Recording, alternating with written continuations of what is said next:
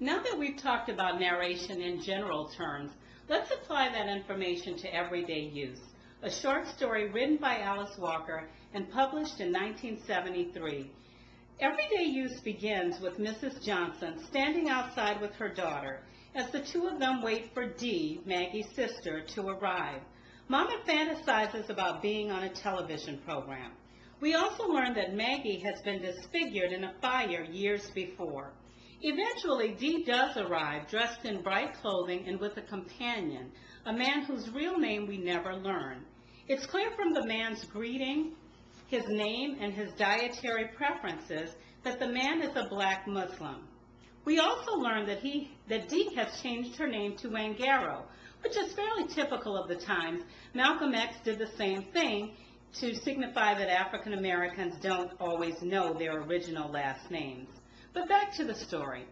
After greeting her mother and sister, Dee proceeds to take photographs before entering the house.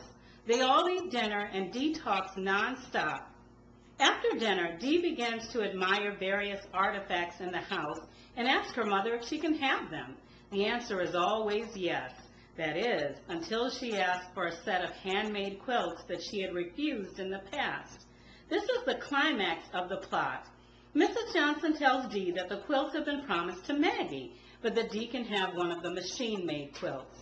Dee becomes very upset and tells her mother that it would be a mistake to give the quilts to Maggie, because Maggie would probably put them to everyday use, hence the title of the story. Dee, on the other hand, says she would display and preserve the quilts. Maggie overhears the argument and says that Dee can have the quilts. But Maggie's generosity triggers an epiphany for Mama, who resolves the conflict by snatching the quilts from Dee and shoving them into Mama's hands. At this point, Dee and her companion prepare to leave, but not before she tells Mama that Mama doesn't understand their heritage. As Dee and her friend leave, Mama and Maggie sit outside just enjoying. The way that I have related the plot is as a third-person objective narrator, but this is not the kind of narration that Walker uses. Remember that to analyze narration, we should ask two questions. First, who is telling the story?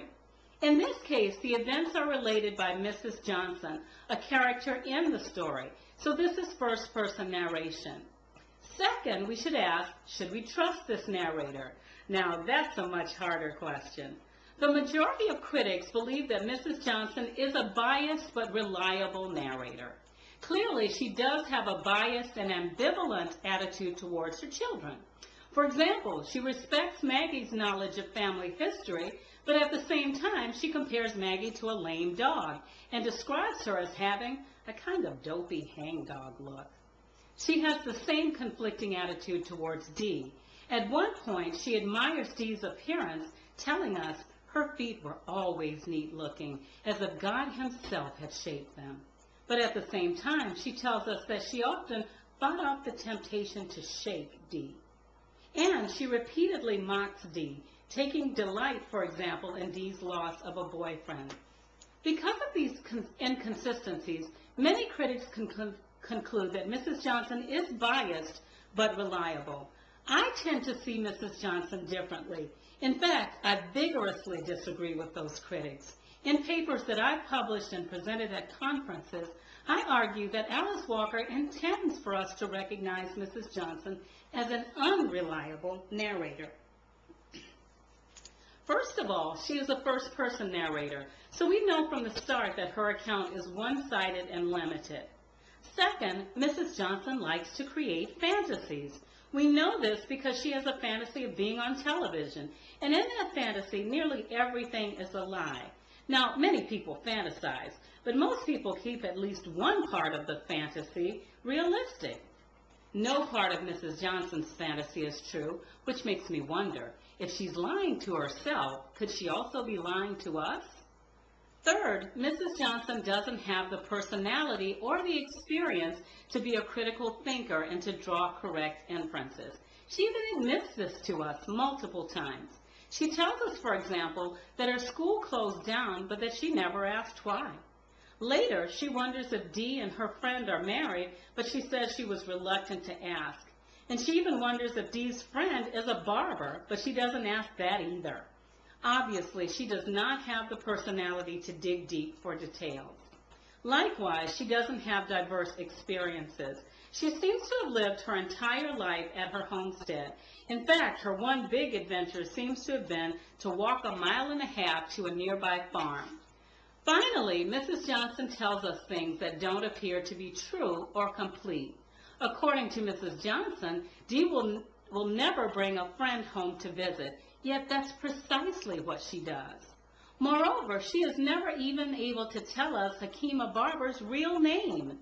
Therefore, because she is a character in the story, because she is biased against her children, because she creates fantasy worlds, because she doesn't ask questions, and because she presents incomplete or false information, I argue that Mrs. Johnson is an unreliable narrator and that the author deliberately created her this way. Perhaps you disagree. You might ask then, what does the story gain by having an unreliable narrator?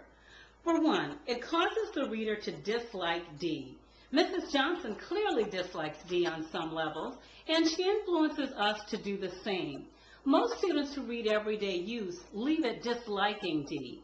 I like it, but I like Dee. I admit that she is flawed, she's self-centered, but so are many people.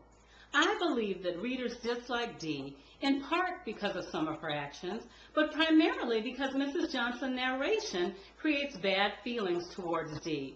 Think about it. Before we ever even meet Dee, we meet Mrs. Johnson, who poisons us against her. And by the time we finally do see Dee, we're already agitated, and we are only able to see her through her mother's resentful eyes. Imagine how differently we would think of these characters if Dee narrated the story, or even if Maggie did. So why does Walker want us to initially dislike Dee? Perhaps it's less about Dee and more about what Dee represents. Dee is, in many ways, like Alice Walker herself. Walker grew up in rural Georgia. Like Maggie, she was injured as a child when her brother shot a BB into her eye, causing her to become blind in that eye. Like Dee, Walker left home to go to college, and while in college, she probably met many black nationalists like Dee, people who were newly embracing their ethnicity by wearing braids or afros, changing their names, and collecting artifacts of their heritage. But I suspect that Walker wants us to think critically about African American heritage. What is the proper way for people to honor the past? By using objects in the way they were originally intended to be used? Or should we preserve these objects? There are probably merits to both sides of the debate. There's so much more to say about this short story. Critics write about the symbolism of the quilt and how it represents the ability of black mothers to take scraps and leftovers and create practical yet beautiful products and families.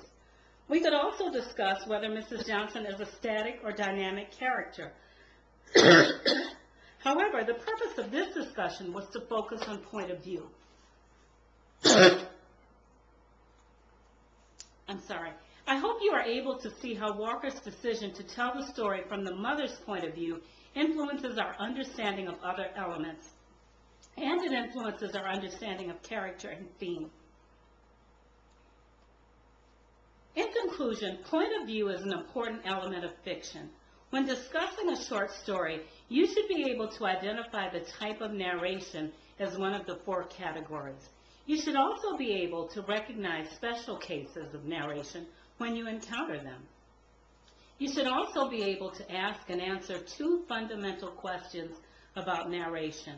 Finally, you should be able to talk or write about whether a narrator is reliable and how narration influences other aspects of the story. This has been a lecture on point of view and everyday use. Thank you for listening.